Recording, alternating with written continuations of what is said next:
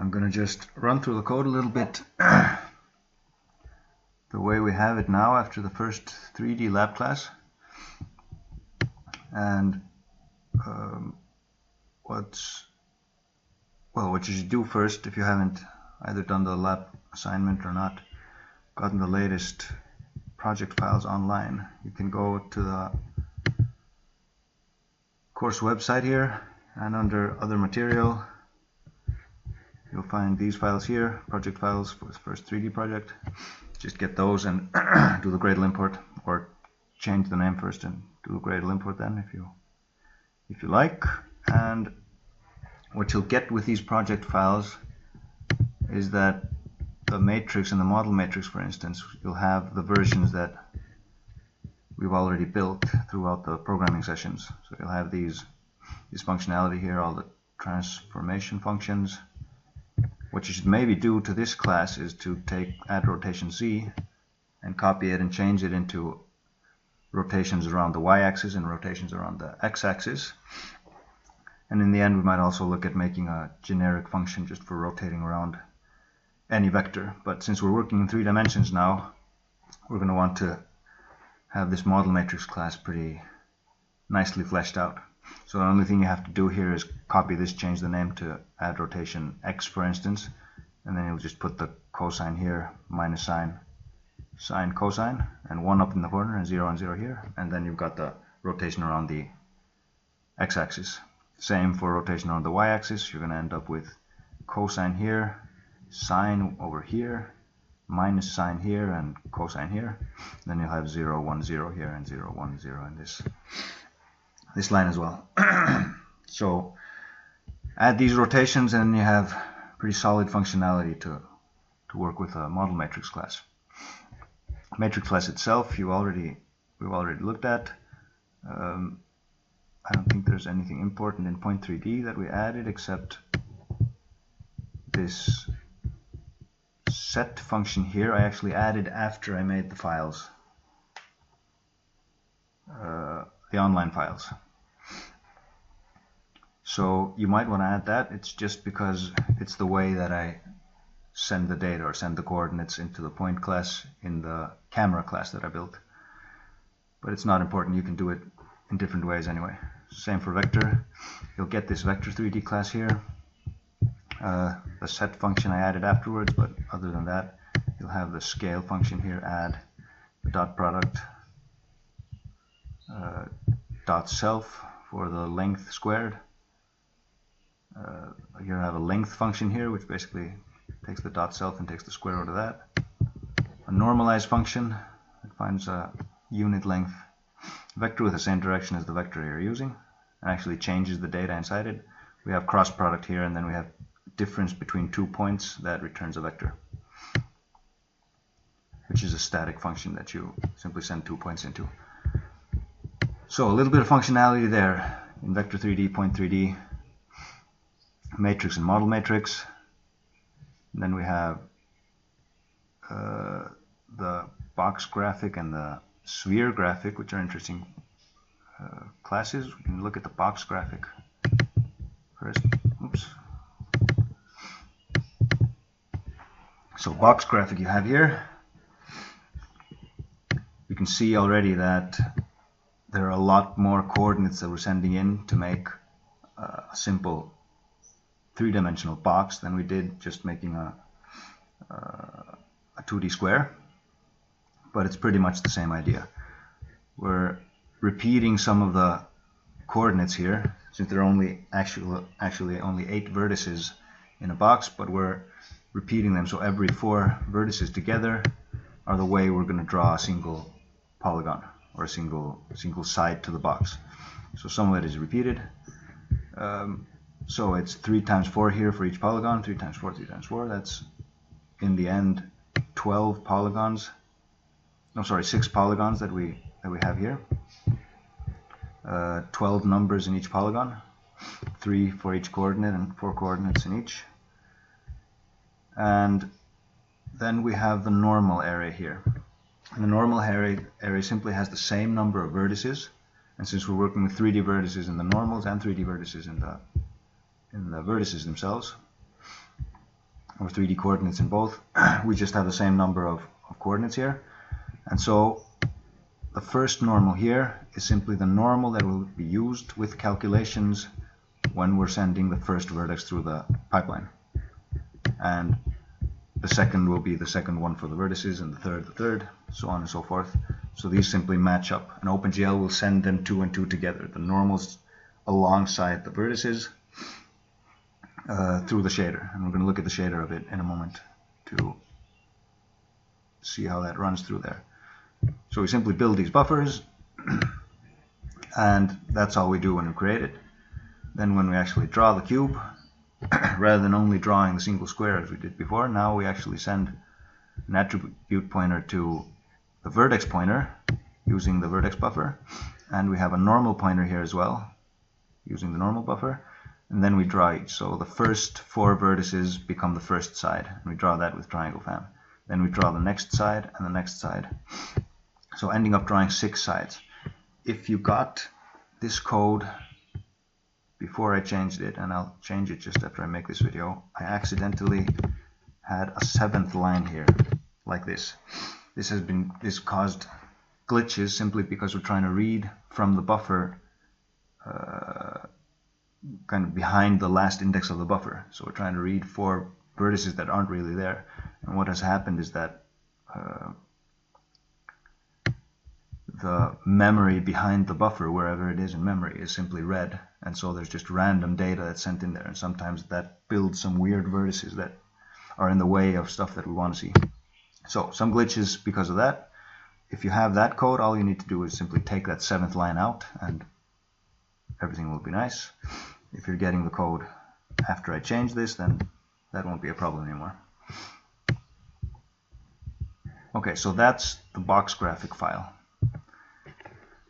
So these are kind of the things that you already get with this. And in the lab first 3D game, there will be a few functions. One of them I've already removed in this code. So we have the orthographic projection now kind of expanded into 3D. And the reason I have this extra thing here is because I'm simply taking the view matrix and I'm putting a unit matrix or identity matrix in for that, in order for that not to interfere when we make the orthographic projection. However, when we set up the perspective projection, we want the view matrix to be deciding the position and orientation of the camera, but this is deciding kind of the lens of the camera and the look of the camera. And for now I just have hard-coded numbers in here, making a single camera that is 90 degrees wide in any direction, the lens, and it has a near plane 1 away, so everything that's closer than 1 will be clipped away, and a far plane of 100, so everything that's further away than 100 will be clipped away. We just have this hard-coded for now, but soon enough we'll be looking at projections and changing this up and making a projection matrix class as well, or adding the projection matrix to our camera class. There was another function here that was called look, or look3D, which built the view matrix. I took the code out of that function and I put it into this camera class here. So I have this data here, a point and 3 vectors, which is the coordinate frame of the camera, and then the code from the look function, I took half of it and put it inside this look function, and this is the part that actually just builds the coordinate frame. It takes the position we're at, the position we're looking at, and this anchor vector up, and it sets our eye to the position we're at.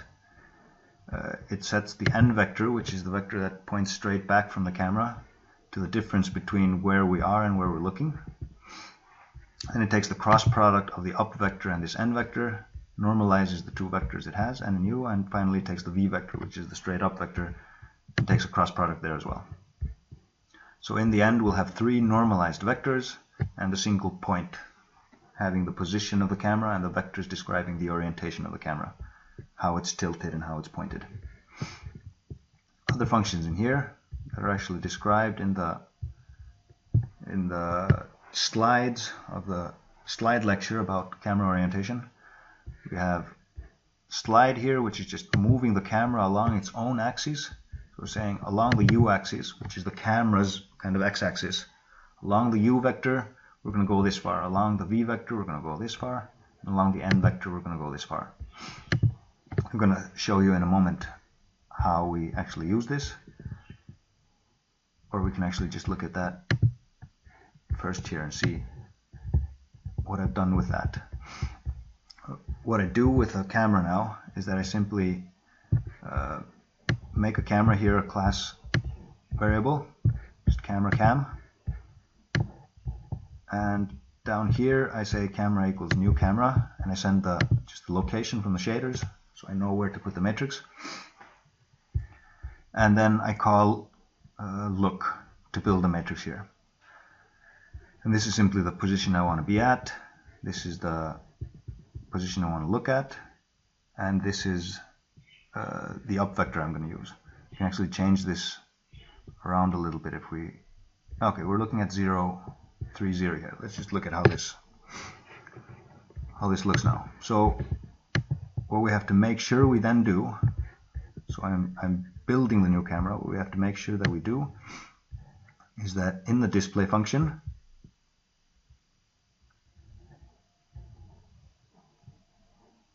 we need to make sure that we say cam.setShaderMatrix. There we're actually taking the camera that we've built, the position and orientation of the camera that we've built. We call setShaderMatrix, and that actually takes this data that we have and it builds this matrix here, and then it sends that matrix into OpenGL using this view matrix pointer that we sent into it when we created it. So the camera class knows what pointer it has to the position of the right matrix in the shader. Alright, so these things we need. Set shader matrix, and then we just do the display as we regularly do. Now I'm going to run it and show you what this looks like. I've already made this code in 3D that takes the box that was just drawing one box when you get the original code. Here I've built this routine that actually builds, kind of translates and loops through a lot of boxes and positions them so that they build this pyramid. So let's look at what this looks like now. Okay, we have this here. It's not a great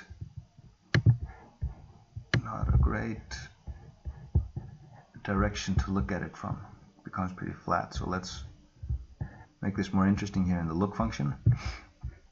So I'm gonna be a little more off to the side here, a little shorter here, like that. Let's see if that's a bit more interesting, and let's be a bit higher up in the position we're looking at. Okay, so there we have the pyramid, and the slide functionality works like this. I'm going forward along the negative n-axis now.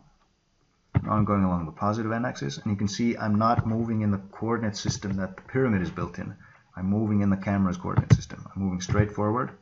I'm going to push going to the side. I'm going to the sides like this. You can see not much is happening with the three-dimensional lighting, but we'll look at that in a moment. One way to do it a bit more interesting, and then we'll look at lights later on, and this will all become much more cool and interesting. But I'm moving straight up like the camera is now, so I'm not moving straight up like the vertical axis of the pyramid is, but I'm moving a bit closer to it at the same time.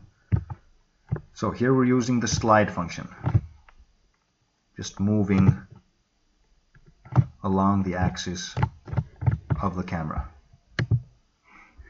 Let's look at the camera class again. So I'm changing that here. I did get a question that couldn't we just build a camera class and use the model matrix class that we already have? And we could do that, and that would actually be a fine idea. You just have to know how to use it. And so when we're building a shader matrix here, we're building not a model matrix, but we're building the inverse of a model matrix. So rather than saying ux, uy, uz, 0 down here, so the first vector is a column, the second vector is the next column, third vector is a column, and I, x, I, y, I, z, and 1 is the point. We're doing the inverse of that. So we can't build this matrix and then add the regular transformation functions to that. What we could do when we call look is that we could just build a new model matrix. So rather than having these vectors here, we could have a model matrix. When look is called, we'd build these same vectors, that's fine, then we'd put them into the model matrix as columns, as a regular model matrix. So the u vector would be the first column, then the v vector, then the n vector, and then I itself, not the way we build the view matrix, but building a model matrix with these vectors. After that, slide could simply call translate on that matrix. Roll, yaw, and pitch could simply call rotate z, rotate y, and rotate x on this model matrix that we have. And then we could use that. So that would be fine, and that would make our code simpler. Finally, when set shader matrix is called, we would have to make sure that we actually pull out the vectors there. So if we go into model matrix, we'd have to use these functions here, get a and put that into the u vector, get b into the v vector, get c into the n vector, and get origin into I. And then we'd have to make sure that once we've pulled those out, we build this matrix. Or we have some kind of inverse function on the model matrix, or some way of building this matrix and sending it into the view matrix of the shader. The reason I'm emphasizing this is that you have to make sure, if you're going to do this, that you understand that you have to work with it as a model matrix, not inverted, but as a regular model matrix, and put these vectors and a point of origin into it as such. And then when you send it into the view matrix shader matrix, you have to make sure you make the inverse and send that into the view matrix. That way you could simplify your code and use this. You have to understand how it works, and then you can do this, and I'm fine with that, and it's a very good idea. The reason I'm doing it this way is more or less just to get us to kind of work with these vectors and understand how we're working with this coordinate frame of the camera specifically. But for code and ease of use and less possibility of accidental errors in all these calculations, it's just absolutely fine to, instead of working with the vectors like this, to just have a model matrix here. That model matrix wouldn't have to have any matrix pointer of its own. It would just be a model matrix that you would use to manipulate this particular coordinate frame, and then in the end you pull out its vectors and build this inverted matrix instead. So go ahead and do that if you feel nice with that. It's a good idea, and I think it would be a great implementation of the camera class. So, putting stuff into the shader, we have this functionality here, and yeah, I think that's about it with the camera class, apart from these functions here. So roll is simply rotating the camera or the coordinate frame around the n vector, which is the camera's z vector. So we're changing u and we're changing v. We kind of have to save the old u because we can't change u first and then use it in calculations for v. Other than that, just make sure you save it and use the saved vector into the calculations. Then we just do the same here. U and n change when we're rotating around v. We're looking to the side, so we're rotating around v, which is turned up, related to the camera or relative to the camera. And so that vector doesn't change because we're rotating around it, but the other vectors change relative to that. And finally, when we're rotating around, we're looking up and down, we're rotating around our kind of x vector or the u vector. We change n and v, but u doesn't change. So let's look a little bit at how we do this in the program. So in our update function here, I'm just checking a lot of keys, and then I'm calling cam slide with some factor of delta time here. Here I'm sliding on A and D, I'm sliding along the u vector. W and S, I'm sliding along the n vector, which is forward and backwards. Forward here, backwards here. And on R and F, I'm going straight up and down. Then I have here on the left, right, up and down keys, I'm calling yaw, which is a rotation around the y-axis. Yaw in the other direction, pitch looking up and down, finally roll here on Q and E. So I'm calling this in the update function, making the changes. In the display function, all I need to call is cam.setShaderMatrix, because we know that while we're updating it, we'll be calling these functions which change this data here, the data that the camera coordinate frame is. But we're not sending anything to OpenGL until in the display function we just once call setShaderMatrix. That takes all of the changes that we've been doing with all the button presses and stuff within this frame, builds this matrix from it and sends it into the shader, and that's the only thing we need to do in display. Just cam.setShaderMatrix, and we'll have the right matrix in the view matrix in the shader. So once more, let's look at this. So I'm moving closer, moving up and down, then I'm looking to the sides. And you can see the light is changing now more depending on where I'm actually looking than where I am, which is kind of weird, but I can explain that. So the lighting will be much more interesting as soon as we start introducing point lights and stuff like that, but for now. So I just have this complete free format way to roll the camera around. Just moving around forward, backwards, up and down. And up and down always along. No, here I'm going up and down. Now I'm also going up and down. So it's always up and down along the camera's kind of internal vectors.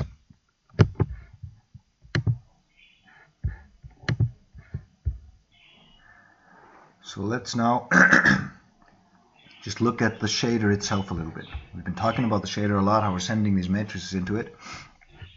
And now that we have a shader that's a little bit more interesting, fragment shader doesn't matter now. And it's a very simple fragment shader, just taking the color and setting it. The vertex shader is what we're going to be looking at now. And let's not look at it like this, let's do it this way. So the shader is a fairly simple program. It's just programmed in kind of C code, but it has very specific functionality implemented into it, used to just work with matrices and work with vectors and calculate those things. So if we just look at the way this is built here, we have a main function, and OpenGL decides when to call this main function. And in our case, you can see we have these attributes here, a position and another attribute, a normal. So for each attribute, the main function is called. And these attributes, in our case, we're sending lists of vertices and lists of vectors into these attributes. So we tell OpenGL, we have these big lists here, and we're gonna set them. And when we, for instance, if we go into the box graphic file here, we're calling vertex attribute pointer. We're simply saying the attribute that you're supposed to be reading from now is this vertex buffer, using the vertex pointer, and normal buffer for the normal pointer. The pointers here we simply get when we build the shader. You see here that we're getting the position location, which is the vertex pointer, and the normal location, which is, it's just an integer. We're just using this same value here for the to send around, telling anyone who wants to be able to change these things what they are. And we're asking the shader program, you have a variable that's called a_position. I want to get the position of that in code. I want to get a pointer for that, so I can send you data to put into that. And the same for normal. Then the same for your model matrix, your view matrix, and projection matrix, except those are uniforms rather than attributes. So let's look at the shader again. Here I have attributes, and what OpenGL does when I call draw arrays, here after I've set this, I call draw arrays. It goes, okay, I'm going to go into whatever data you gave me for these attributes. I'm going to start at this location and do this many vertices, and for each of those, OpenGL will call the main function. So for each position in normal, it calls the main function and does whatever it is that's happening here. We're sending data into the model matrix, the view matrix, and the projection matrix as well, and the color. And the variables that are called uniform, those are variables that we simply change whenever we want in the setShaderMatrix functions and that stuff. we simply say here's a new matrix to be put here, and that will be the matrix that's in this data until the time that I change it. So we set some model matrix, some view matrix, some projection matrix, and some color, and then we say we point this A position and A normal to the buffers that we have, and we tell OpenGL read this many data, and it'll go through the vertices and call main function for each vertex. And what happens in here for now, for instance, is that we can always build these vectors. Vec4, we have mat4 for matrices and more stuff. So I'm building a 4-coordinate vector here, which is actually a point. Position x, position y, position z, and 1. And I make that so that it'll all the calculations and matrix multiplications with the 4x4 matrices will be correct. And then I simply say u model matrix times position. This will give us a matrix multiplication. So in the shader language, we can just multiply these variables together, and it'll use whatever correct matrix multiplications applies at that time. So we simply multiply the position with a model matrix, giving us a new position. And we do the same for the normal. Then we multiply the position with the view matrix. And we might want to do stuff in between here, but what's happening is that at this point, the position is now the same points, but in global coordinates. What we send in is in local coordinates that we're drawing into our own local coordinate frame. Here we have global coordinates and can do stuff in global coordinates if we want. Here I multiply with view matrix, and here we have I coordinates. Here we have coordinates where the camera is the center of the universe. Everything is described as relative to the camera. So after that, the projection matrix is simply set up as if the camera is in 0, 0, 0 and looking along the negative z-axis. It's set up so that the camera is the center of the universe, and the first two transformations are simply designed to take all the coordinates from the local coordinate frame and into the camera's coordinate frame so that we can do the projection with this setup where the camera is the center of the universe. So global coordinates, I coordinates, and finally I say GL position, which is an actual fixed OpenGL variable, which means that if I send something into GL position, it'll be used in a specific way as the main vertex, and we can use it again in the fragment shader. And also, finally, we have these variables here, which are not called uniform or attribute, but called varying. Those are variables that we can set in the vertex shader and then use those values in the fragment shader, except they won't be the same values because here we're working per vertex. They'll be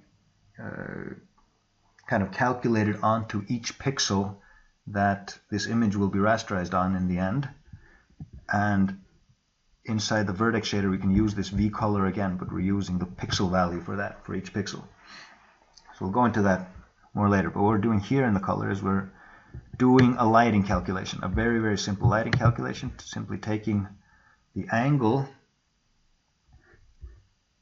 between a vector that's just 0, 0, 1, and that vector is simply straight along the z-axis, because we're in I coordinates, so straight along the v-axis more or less means pointing straight towards the camera.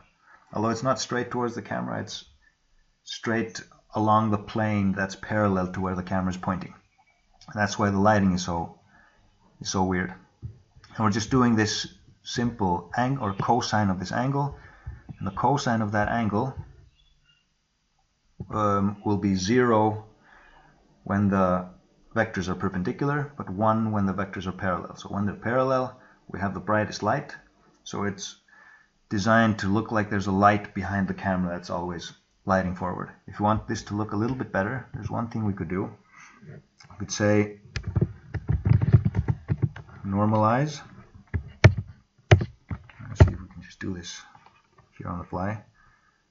So we need a normalized vector here into this.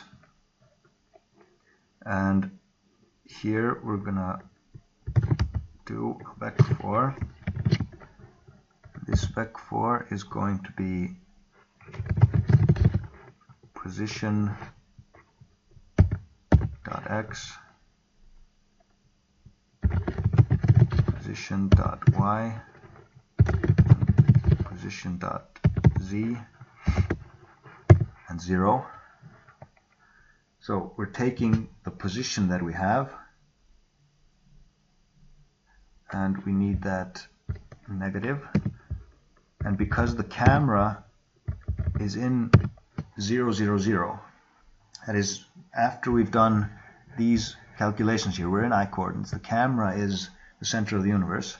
This is kind of the same as saying it's the difference between the position of the camera and the position of the point, except the camera is 0, 0, 0, so simply taking the negative values of the position of the point will give us this vector. Then we normalize that vector, and I'm going to see if this runs, and if we look closely, we'll see that we can see much more interesting gradients happening here in the lighting. You can see this, and as I'm moving along, you can see the lighting change, like there's an actual flashlight where I'm at. So suddenly we have much more interesting lighting, because rather than just having a vector that's parallel to where the camera is pointing as the light vector or the light direction, we suddenly have the true direction towards the camera, so the light is moving much more naturally around with us. Okay, you can see the near plane clipping here. Remember that if I go closer than 1 unit away, I just clip into it. The same if I move more than 100 away, it'll clip on the far plane. But okay, so here we have this. So a little bit more interesting shading. And all we're still doing is working with the vertex shader. We're not using the pixel shader or the fragment shader at all yet. But we have fairly interesting lighting here with this one single light source, which is inside the camera. It's a very good way to kind of look at if your 3D imagery is working, to just have a simple light source located right at the camera, because then you know you'll never end up on the dark side of anything. If something is completely dark, it'll be because the normals are set up wrong, set up in the wrong direction. So right now we know that the light is set up correctly. So if anything is lit wrong, it's because we're doing the normals wrong.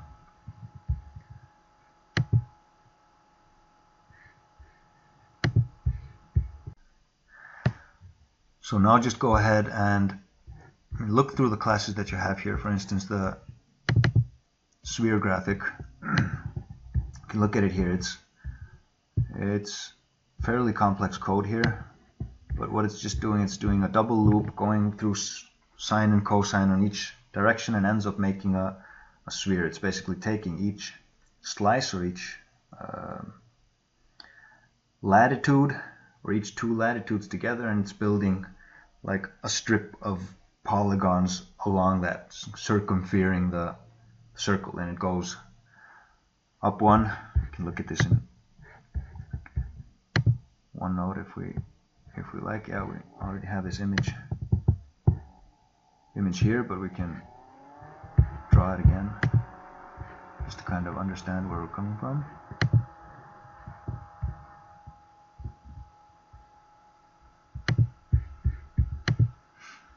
So the idea here is that we have this globe that we're drawing, and we're walking up in the outer loop along these stacks. And then in the inner loop, we say, okay, we're going to take one of these stacks that we're working with, and we're working from here to here, and we basically set up vertices along the edge like this, all the way around, and then we come back from the other side, like so. We send these vertices in, and then when we call triangle strip, OpenGL will draw a triangle like this, and then add one, and add one. We've looked at triangle strip before, and build these triangles. And in the next round, in the next part of the buffer, we're working with this here. So there's a repetition of vertices. We can see we're declaring every vertex once when it's at the top of the stack being built, and once when it's at the bottom of the stack being built. But that's okay. And we can see also that we're sending the same coordinates here into the normal. We're using the same buffer for the normal buffer and the vertex buffer, That's simply because we want the normal to any point along the surface of the sphere to simply be the vector that points straight out to that part. So you can try to see what happens if you simply switch box for sphere and draw the spheres instead. Okay, obviously they're bigger. Then you can try out things like, and you can just simply add a scale by, say, 0.5 in every direction. Make the sphere smaller. But then you have to make sure that you push before and pop after you draw. So you're just adding that to each sphere. That's one way of making them smaller. If you forget the push and the pop, you're going to be adding that to a lot more than you kind of bargained for.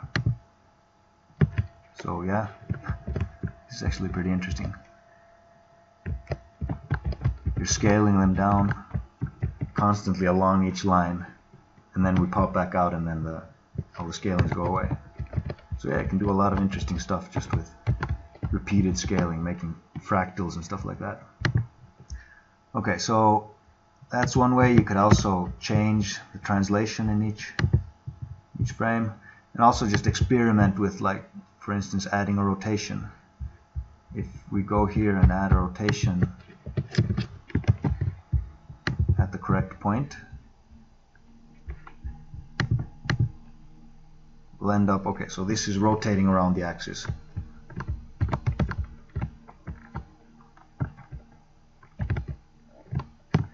But if we add the rotation in a different place, looking at all the pushes and pops in that, and add it, for instance, within this loop instead, we're going to add the rotation each loop, and so we're rotating in different amounts. Each level is rotated at a different amount. So, interesting stuff you can do by just looking at where you're doing the pushes and the pops, where you're doing the transformations, and experiment a bit with that. See what you can get to happen. And finally, we can look a little bit at the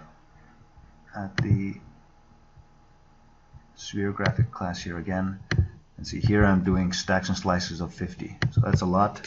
To make them actually fewer, you can see better how the spheres aren't true spheres. Okay, let's take that rotation out. How the spheres aren't really true spheres, but they're approximations of spheres built with flat polygons. We're going to go a bit closer here, and we can see how the polygons are built here. But as soon as we make them with more polygons each, you can see in the outline how they're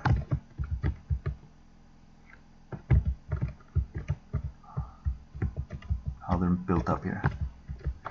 But you can make a lot of interesting stuff with this as well.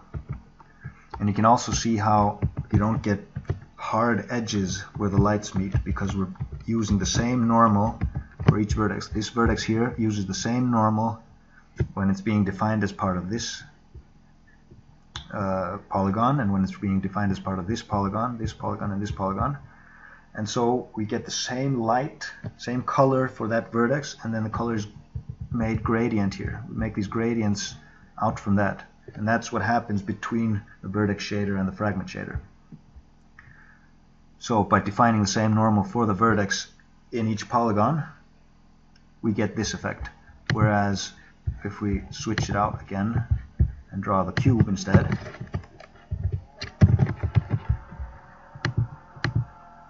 we can see that if we look at a single corner here, we can see that we have the same vertex here.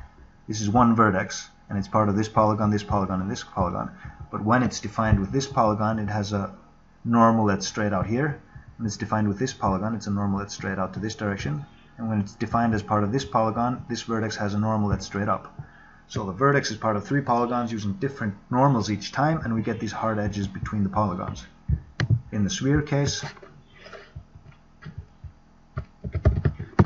we also have a single vertex part of multiple polygons, but each time the vertex is declared, it has the same normal. So when we do a single polygon, it will have 3 vertices, and each vertex will have a different normal in that polygon. But that's okay, because we send each one through the main loop of the shader independently. So the normals and the vertices that we use to calculate the color that we're working with here will be different for each vertex, and in the end we just send the color and the position that we end up with through.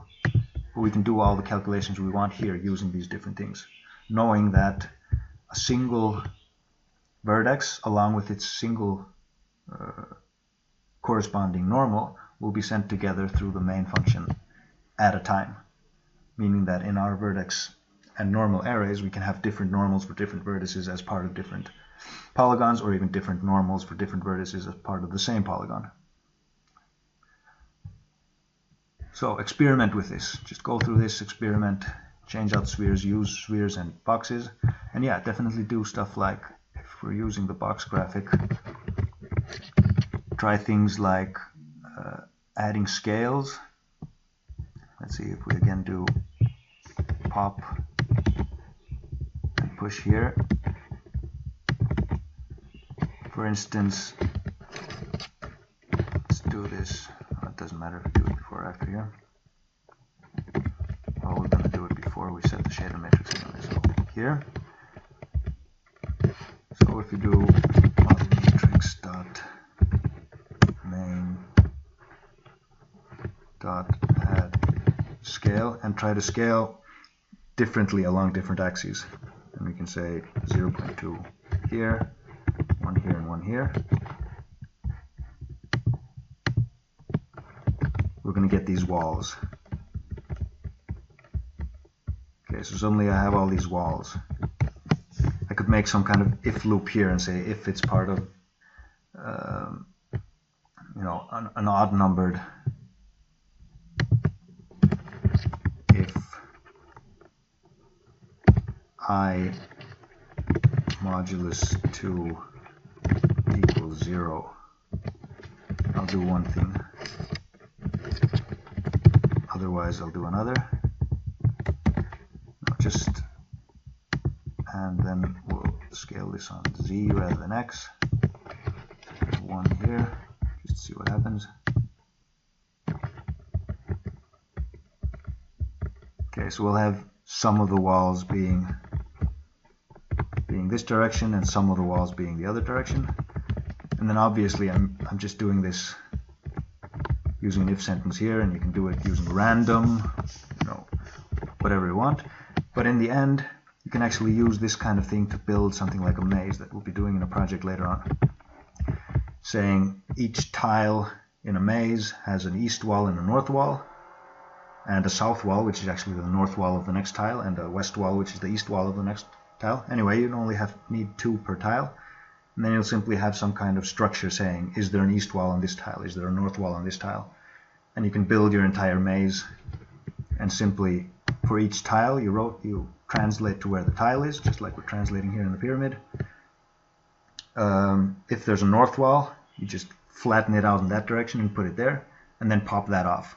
And then if there's an east wall, again you push, move it to there, flatten it out in that direction, draw a wall there, and pop it off. But if there's not an east wall in this tile, you don't do that. So on and so forth, and you can build your maze this way. So please experiment, continue experimenting and experimenting with this. Experiment with the color. One more thing here in the shader, we can see that we're making this lighting calculation, but in the end we're taking the number that we get out of that and we're multiplying it with whatever color we sent in. So we can still send in different colors. So if I want these colors to suddenly be much brighter blue, I send in the color. We have a different color, but it's still being affected by the lighting as well. because it's being attenuated by this shading that's happening in the vertex shader. So go ahead and experiment, have fun with this, and we'll look at the lens of the camera next, the projection itself.